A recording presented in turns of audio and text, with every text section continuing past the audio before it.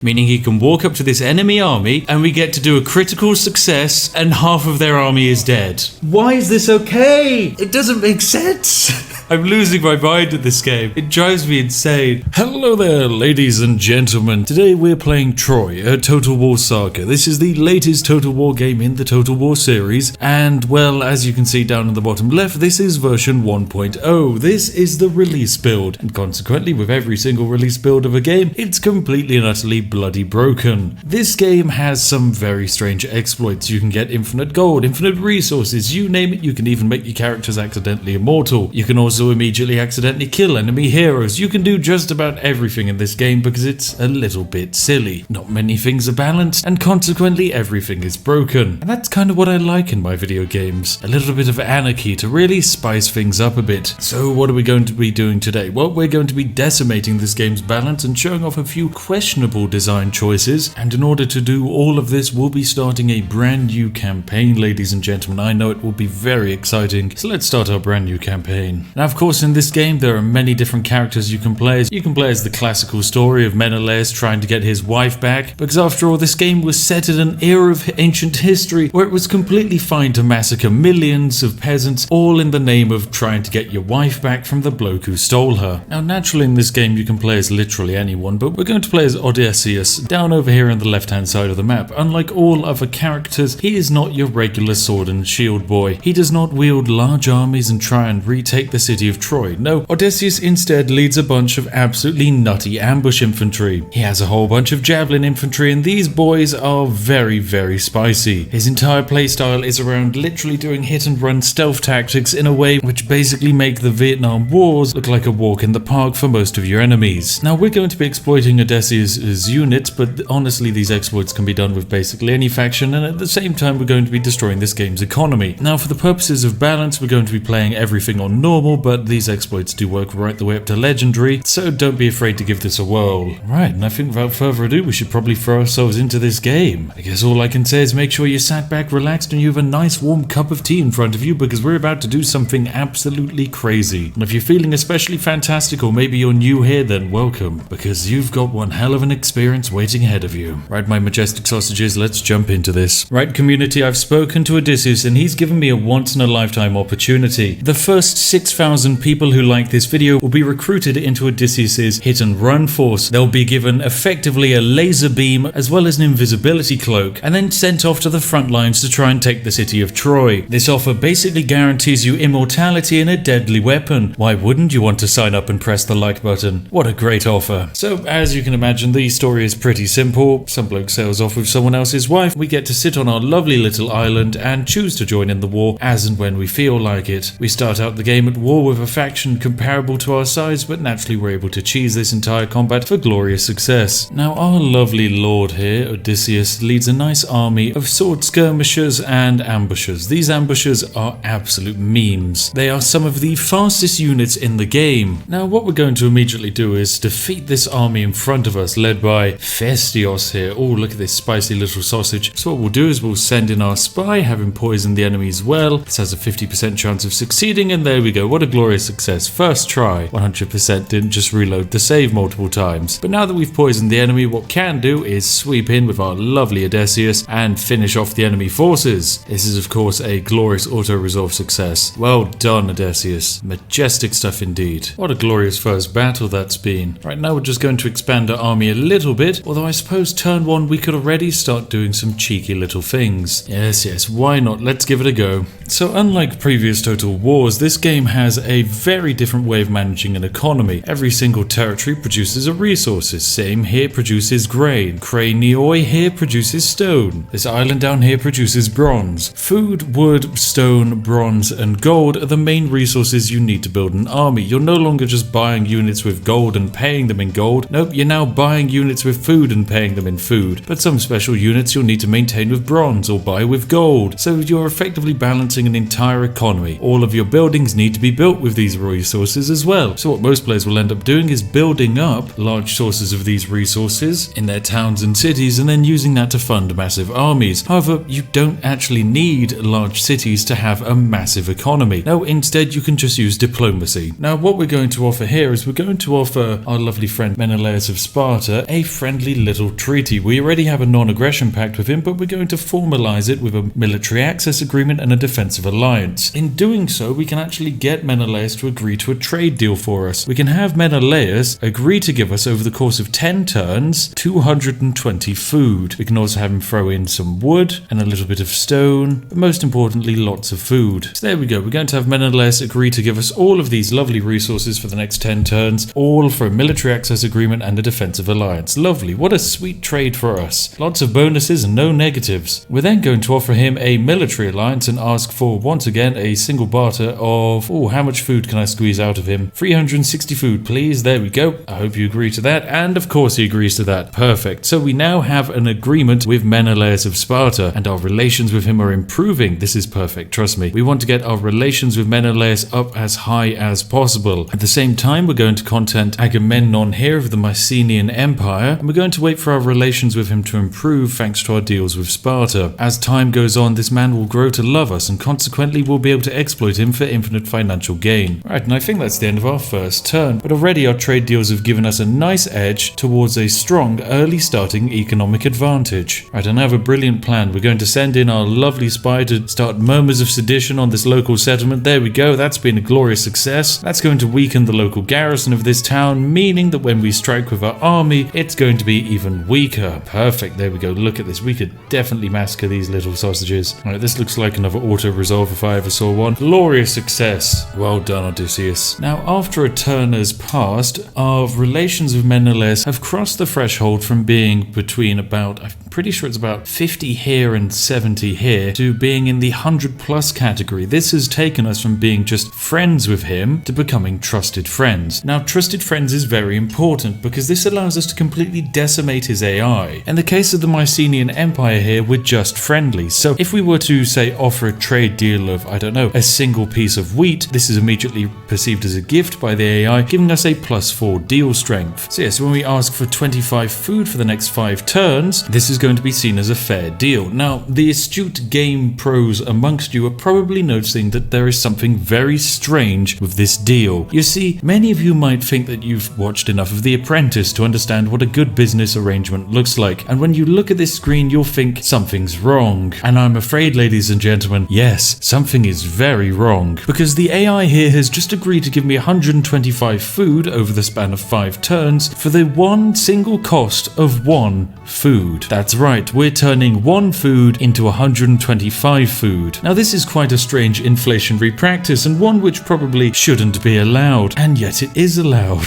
So that's how much you can get if you're friendly with someone. But what if, oh my goodness, ladies and gentlemen, what if you weren't just friendly with someone, you were trusted friends with, say, Sparta? Well, let's offer Sparta a single grain. Oh, that's +6. You love my gifts, don't you, Sparta? So I'll give you 1 single grain, and in return, I would like some food from you. Now, the issue is for poor Sparta, they don't actually have a good grain production. They just have a decent stockpile. And so it's going to make more sense for me to offer a temporary barter of 1 grain in return for a single barter of lots of grain. There we go. I'd like 60 grain from you. So we're going to turn 5 grain into 60 grain instantaneously. And this process can be repeated. I'm going to offer a single barter of 1 piece of wood and ask instead for a barter agreement granting me 4 wood per turn for the next 5 turns. Yes, this economy doesn't really make sense. Now the thing is, we're doing this to abuse the AI, but the best thing is the AI actually uses this trick on each other because the AI doesn't know how to gauge resources. It sees that it will have a large supply of resources and then just grow a stockpile. This completely destroys the economy of the game because as soon as you get powers like, say, Troy in the mix, which are going to be generating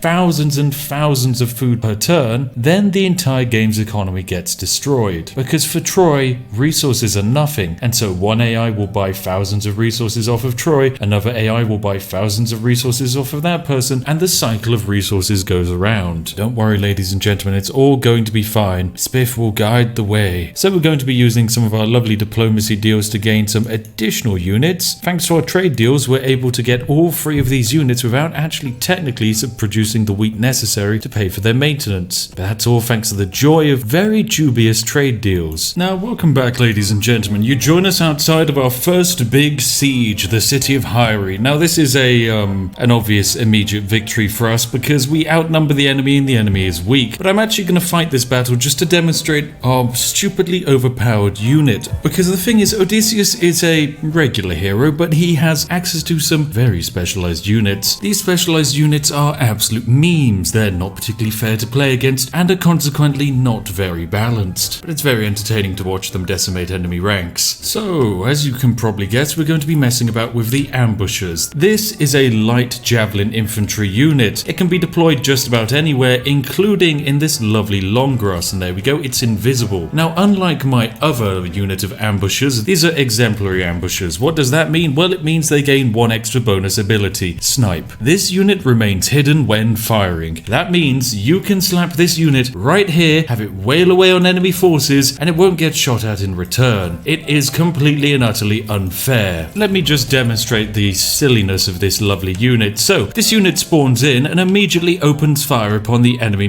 ranks of militia. It does a lot of nice damage, but most importantly, there we go, a whole bunch of kills already. This unit is still completely and utterly invisible, meaning the enemy has no idea where they're getting shot from. Now, luckily for them, they've got close enough to reveal the unit, but that won't stop this unit from being able to run away and then immediately disappear. Oh my goodness, this was one heck of a lovely and easy fight. There we go, just rout all of the enemy forces and job done. Victory. Lovely stuff. Now, at the moment, our lovely exemplary javelineers aren't actually operating at their maximum potential. As you can see, they got 50 units killed and they lost no units because they're really fast and they're also basically invisible, so it's very difficult to kill them. But yes, we managed to kill 1,000 men and only lost 9 men in return. Perfectly balanced. But sadly, it's going to be a while until we can recruit more of those units, but eventually, as soon as we get everything set up, we will be able to have an army comprised of only exemplary ambushers and watch as the enemy AI physically breaks down, being unable to comprehend where the enemy formations actually are. Now, you join us a few turns later and we've managed to move over from our lovely islands, which we've now occupied, over to the actual mainland of Greece, where we've captured the settlement of Astakos and started our second war of the game against the Curetes. My goodness, what a spicy name. Now, of course, next turn I'm going to demonstrate some of my most favorite mechanics in this game by absolutely decimating the AI in a way which they can't counter. See, what I'm going to do is I'm going to decimate the local garrison of this city using my lovely spy, making it so that when my army waltzes up into there, they have absolutely nothing to defend their settlement. So I'll be back in a moment as soon as my army is marching on their gates and their local garrison has died. Right, welcome to a few turns later where we've used our lovely spy to decimate the settlement's garrison to become only 1 actual man. It's just a champion. That is how much we poisoned the local well. So all that they have to defend the settlement is an army which has been heavily attritioned and a single dude. As you can imagine, this will be the easiest auto-resolve ever. Also, to make my javelins additionally spicy, I've decided to become a patron of Zeus. This means that my javelins do an extra 15% damage. This is actually quite big. Anyway, let's auto-resolve this bad boy. Alright, now a few turns later, we've wiped out the entirety of their faction and we'll probably be going to war against, I think the Aetolians over here very shortly. But in the meantime, we've managed to actually build our lovely armory, which means we can actually now start recruiting exemplary ambushers, meaning I am now going to begin the Great Conversion event. I've removed all slingers from my army, and I'm now going to start buying a whole bunch of ambushers. Remember, exemplary ambushers are expensive. They cost 100 gold to recruit.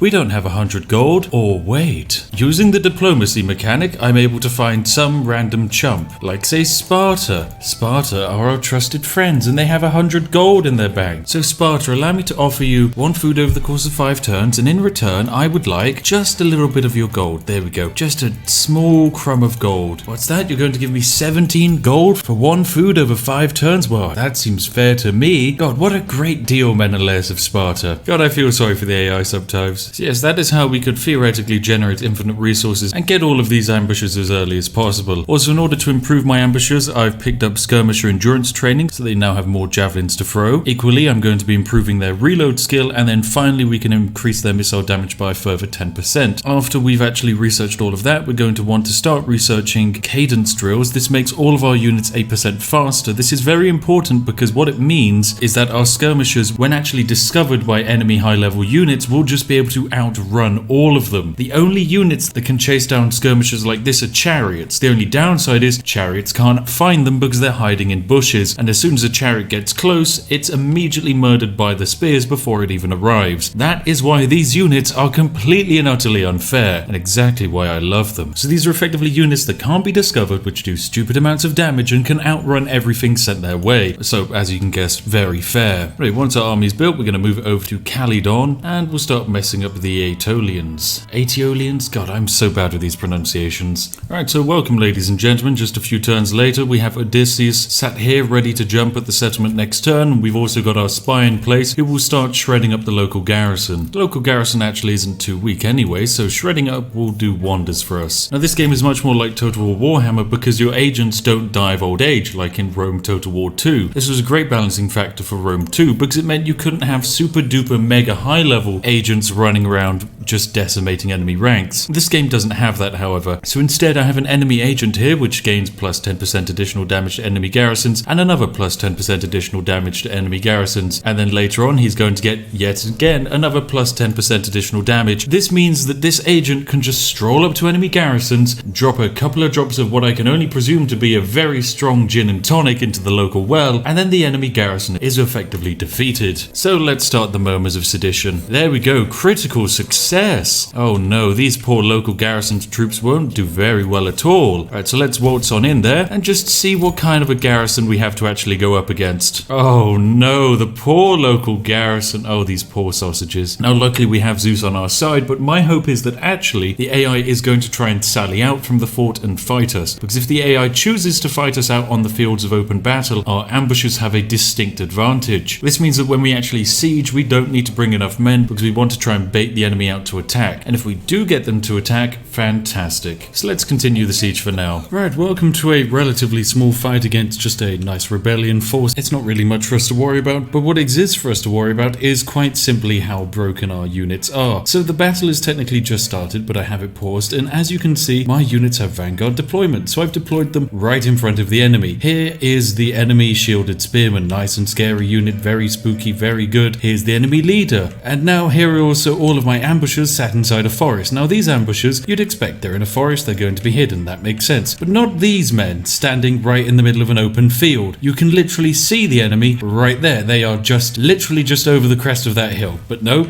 these are completely invisible units, and the best thing is they can open fire and they will continue to be invisible. So let's move these men slowly forward. Now of course when they move they are visible, so what you do is you want to kind of like squeeze them forwards just a little bit and then you hit stop on them, and then they suddenly become invisible again. So we'll just squeeze these men forwards up just a little bit more and then hit stop. There we go. And the same can be done with our lovely javelineers in the forest. We advance them up, have them halt, they all suddenly become invisible again, and our upgraded ones will remain hidden whilst decimating the enemy forces. Now all of our men have once again become hidden yet again, and we're going to start decimating the enemy lord while staying perfectly hidden. Oh, there we have it, a lovely glorious fight, and our men have hardly taken any damage. Oh, I do love this combat. Right, straight over towards the rebels again. Let's finish them off with an auto-resolve this time. I'm sorry, but you didn't really stand much of a chance. And luckily those rebels will fully replenish my armies, which is fantastic news for us. Oh, and here we go. We get to upgrade the missile damage to all missile units in our army. Oh, this is perfect. Now for this we get to pick up plus 300 experience per turn for all missile units, just so that our already overpowered missile units just level up whilst they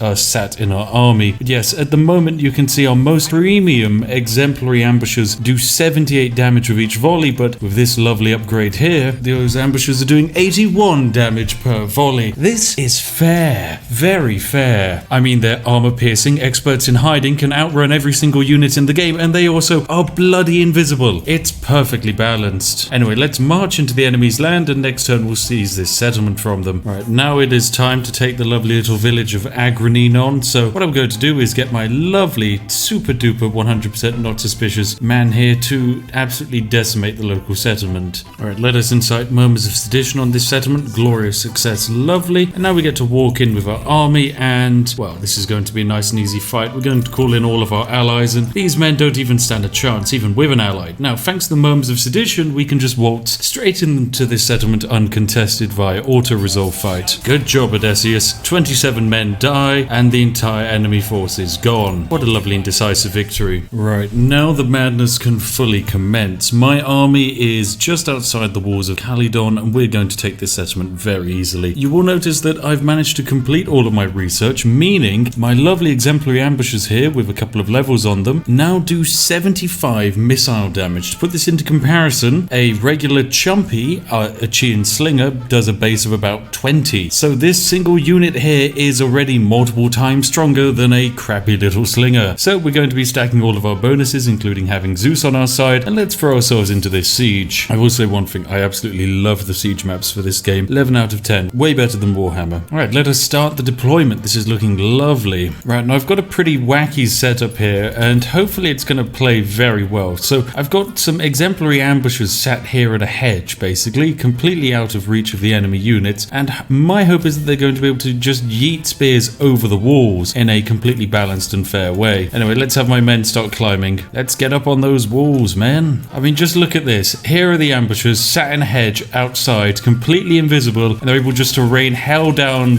on top of these spearmen. Each of these little shots will just immediately rinse one of the spearmen because they just do so much damage. They're exceedingly great range as well. It's just open season for these little javelineers. Oh, what an unfair battle this is going to be. These javelins are just absolutely insane. Now, there is also a pretty fun exploit at the moment in the game, which is that for some reason heroes climbing up ladders, or just units climbing up ladders in general, have quite a high chance of just phasing through the ladder and into the actual terrain. Now, like that unit just there, you saw him, he climbed the ladder and then he just disappeared through the floor of the world. Well, if you've ever wondered why your hero was climbing a ladder and then suddenly died, then there's your explanation. And there we go, glorious success in battle. Many men were lost, and oh yes, my lovely javelineers start leveling up through their ranks. Perfect, this is exactly what we want to see. Now we also get to occupy. Oh, and what's this? Part of the Caledonian Boar. Plus 10% morale for all my missile units, and they're cheaper to recruit. Oh yes, now that is just a perfect little thing to wear. Right, Odysseus, whack on that boar. Now we can buy all of the javelineers at exorbitantly cheap prices. You know, I'm currently having my lovely guy do more murderous sedition in the lovely little village of Agrinion over here. My spy has actually become just completely and utterly terrifying, because let me just stack up all of his effects. Plus 10% damage to enemy garrison, plus 10% damage to enemy garrison, so that's 20%. Then another plus 10% to enemy garrison, so it currently is at plus 30% to enemy garrison. Then we can pick up Instigator, which is another plus 10%, which would mean plus 40% damage to an enemy garrison. It is just unfair how powerful some of these spies can get. You can effectively make it so that a spy is able to almost solo an army. You can send this bad boy against a stack of 20 troops, but he can wipe out half their health before your forces even have to fight. It's just not very fair. Now, before we go any further, I'm going to actually show off the ultimate resource exploit in this game. This is the exploit to gain completely and utterly infinite resources. All previous ones are just kind of like minor game imbalances, but this is the actual game-breaking one. A integer underflow which will basically guarantee infinite resources, and there is no way of stopping it. It's very overpowered, it's very silly, and most importantly, it's very easy to pull off. Now, I originally was not planning to cover this exploit in today's video for the sole reason that I don't want the developers to patch it, but sadly it's been released out into the public by a lovely person on the Reddit, and so consequently I will share it with all of you as well. Now, this exploit existed in the release build of Total War 3 Kingdoms, the previous Total War game, and it basically went a little bit like so. You basically gave more resources than the game physically allows per turn, consequently overcharging effectively the diplomacy mechanic to a point where it's effectively broken. You see, there's a limited amount of resources you can give per turn. In Total War 3 Kingdoms it was gold, but in this game it's literally everything. Once you give too many resources in one go, the game basically knows that you can't actually fulfill the deal, and so breaks. And when it breaks, well, that's when you get everything you want. Now, we're going to give all of our resources to my senior because they don't actually have everything in necessarily crazy high demand. So if we go to my senior and give them a barter offer, let's make it 10 turns long and have it consist of every single item we have in our inventory,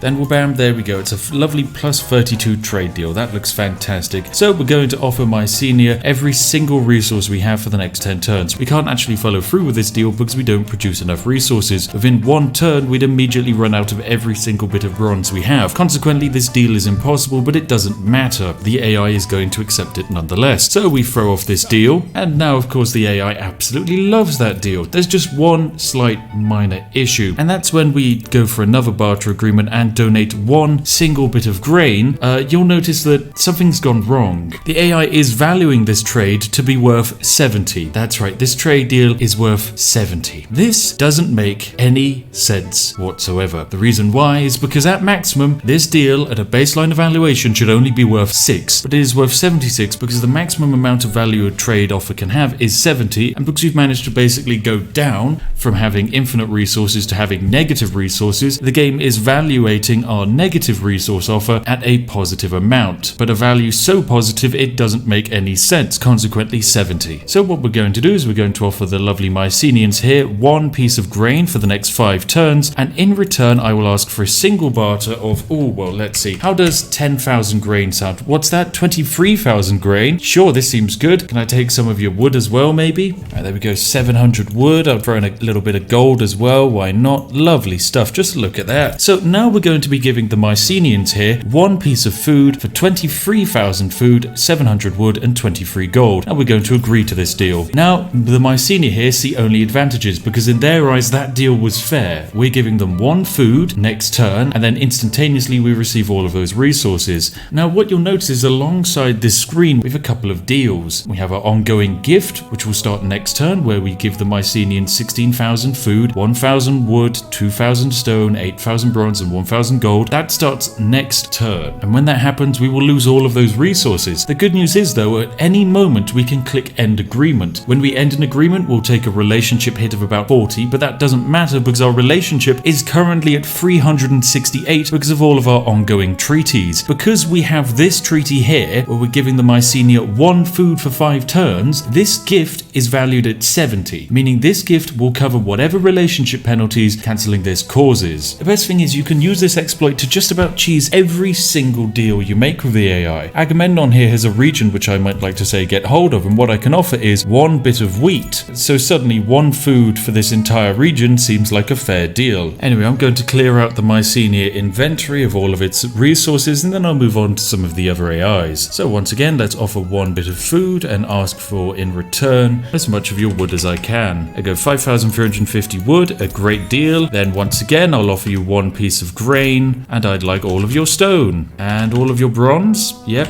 and can also have all of your gold. Oh yes, and this is even a lovely deal which will improve our relations forever. Great deal, Agamemnon, great deal. So Agamemnon now has no resources, but he's actually content because we have this trade deal eventually happening. But the great news is that deal with Agamemnon doesn't end at Agamemnon. No. We can go over to Troy here. Troy is the strongest bloody character in the game at the moment. He has infinite resources and there is nothing he can't do. There is just one slight issue. He can't evaluate a trade deal. So we're going to offer him one wheat. This one wheat is worth 30. Yep, that's right. It's worth 30. Meaning, right now, we can convince him to sign a non-aggression pact. Yes, a non-aggression pact. We can even get military access with Troy, the person who we are technically meant to go to war with literally next turn. But no, that doesn't matter. Instead, what we're going to do is we're going to get food from Troy. Yes, food. How much food? 10,000 food sounds good to me. And how about some gold? Yes, let's get some gold from you. Awesome. 10,000 food and 262 gold, all for the cost of one food. It's brilliant. Great deal, Troy. Great deal. 11 out of 10. I'd love to do more of those. Alright, you know what? I think that's enough of abusing this AI for lovely resources. Actually, no. Yes, let me clear him out of all of his wood. You see, wood is a very important resource because it is effectively used to build everything. It is the source of every single bit of building material you have, and consequently, it's very valuable. And because we now have all of this infinite wood, we can do whatever we like. We can upgrade all of these buildings, make them nice and fancy. Anything's possible. All of these little regions, they can be upgraded. We can turn our beach warehouse into a dock. It only costs 2,000 wood, but getting that 2,000 wood, well, that only costs us 1 grain. Everything is cheap and free. So we can build up the strongest economy in game and also the strongest army in the game. Because remember, armies are resources, and resources are infinite thanks to this exploit. Now, of course, remember, ladies and gentlemen, we'll be losing thousands of resources next turn unless we cancel this trade deal. So we're going to go over to the Mycenaean Empire here, and we're going to cancel our gift agreement. I'm sorry, Mycenae. It's going to lower our relation by 18. Oh no, but you're already improving improving your relationship with me by hundreds. Oh, what a shame. Oh, our relationship will only be 314. Oh, that's just terrible. Oh, this is perfect. So naturally, everything's now fine. We have infinite resources. We've become very powerful, and we're going to be able to build up a massive army. Now back onto my army exploits. So I've improved Dracomos even more to make him so that he devastates local worlds. I mean, he is just terrifying. Look at all of these bonuses he has. But this has basically meant that he has done one attack on this city, which has cost us 400 food, which is nothing, and it has murdered the entire garrison. All it took was one attack, and now I don't even need to build up any siege equipment. We can just walk in here and take the settlement. So we're bam, easy victory.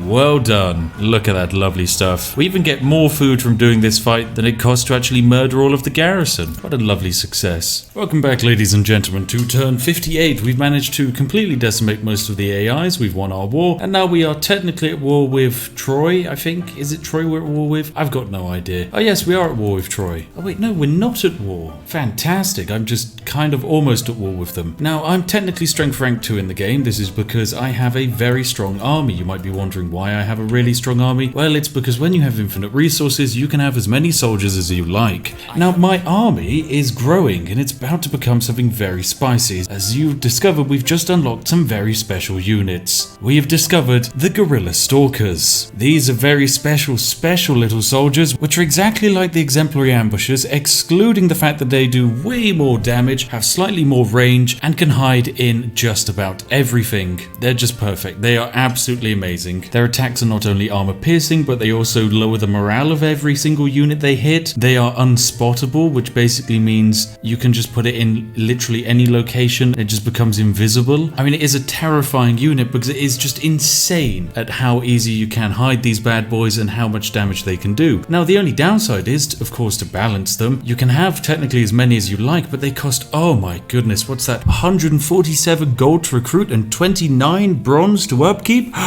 That's terrifying. Where are we going to get all the money? I only have enough money for one of these men. Well, of course, that's where the infinite resources come into the picture. Let's go get our infinite gold. Right, hello there, Agamemnon. We're still really great big friends, so let me trade you all of my resources. There we go. Every single little bit of resource. Isn't that perfect? Job done. Great deal. 11 out of 10. Now, let me reset this deal. I'm going to offer you a single piece of grain. That's, of course, worth 76, and in return, I'm going to ask for all of your gold. Thank you very much. And you know what? Whilst I'm here, I'll also take some of your wood. And can I take some of your bronze? Yep. Can I also take some of your stone? Yes. Can I also take your food? Oh, I'm just allowed to take everything. Okay, great deal, Agamemnon. 11 out of 10. Thank you very much. God, I love Agamemnon. Right, now down to Sparta. Sparta has gold as well. So we're going to give Sparta one piece of grain and ask for all of Sparta's gold. We'll then also ask for all of Sparta's food, all of Sparta's wood, all of Sparta's stone, and all of Sparta's bronze. Thank you very much. Sparta now has no resources. Great trade deal. Everyone benefits. I don't really know if you benefit, Menelaus, because I just gave you one food and that's it. So what I'll do is I'll wait for next turn when hopefully my ritual with Athena will come into effect, allowing me to recruit all of my lovely missile units at rank 3, hopefully. Right, now I think we're actually ready to start recruiting our men. Lovely. Ah, there we go. They now get to be rank 3 straight out the bat, so let's recruit as many Guerilla Stalkers as we can. These are terrifying monstrosities because they do 109 missile damage. I mean, that is just insane. Now, what we're going to have basically our Stalkers do is line up anywhere they like in the field, and they can run away from the enemy if that's what they want to do, or alternatively, they can sit behind our massive heavy shield wall. However, if we really wanted to, we could release the Guerilla Stalkers anywhere we like onto the map because they can outrun most things. The only unit that they can't outrun, ladies and gentlemen, would be a chariot, but a basic chariot's top speed is 70. These bad boys are 63. That makes them not that much slower than a chariot, which is just, I don't know, I can't really quantify it. Doesn't make any sense, developers. It doesn't make any sense. Please, think of the game balance. Won't someone think of the game balance? I lose my mind. I sometimes do. My God. Oh no, the poor AI. I've set up like an ambush position just outside of Troy. It just means the enemy gets decimated every time they walk near me. This is not a terrible army. They've got some really lovely high rank units, but they're just going to die. Sorry, Hispanol, but this is the easiest auto-resolve I've ever seen. That's what you get for stepping outside the walls of Troy, my friend. A sword straight through the stomach. That'll teach you to be a coffee drinker. I mean, just look at the Javelineers. Even in auto-resolve battles, the amount of kills they get is terrifying. Just hundreds of kills. Truly are powerful units. Okay, now Odysseus just simply isn't fair. In terms of a hero, he's completely and utterly messed up because he has an ability ability which allows him to basically walk up to armies and do a full turn of movement and then attack, except the attack also rolls a dice and has a chance to be an ambush. So I've just walked up to this army and I get to ambush it, which means that it's dead. There is nothing this army can do. We lost 153 men. It was a massacre. Oh my goodness, this is just unfair. Nothing in this is balanced. Oh, what a decisive victory indeed. Wow, why did you think that was balanced? That is not balanced in the slightest. Anyway, let's defend the city and hopefully the Dardanian here will come and attack me. This is a legendary epic hero of Dardania. Apparently he is our rival because he leads the second strongest faction in the game, well, excluding us, which means it will be a very spicy fight.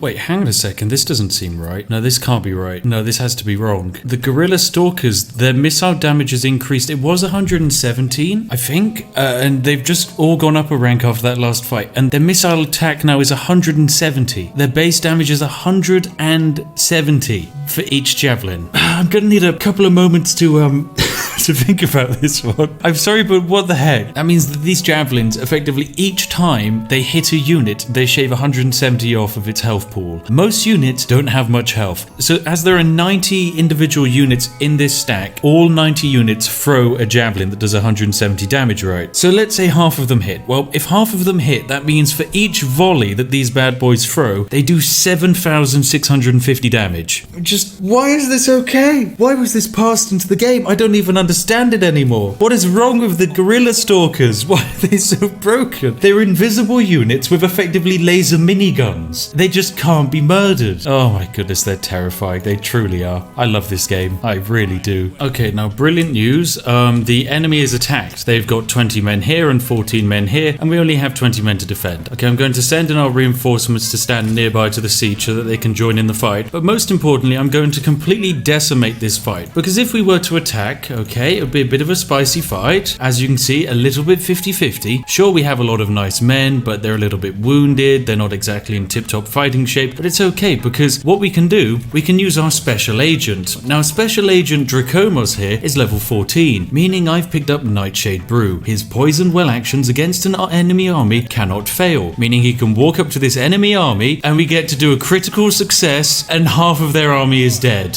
Why is this okay? It doesn't make sense.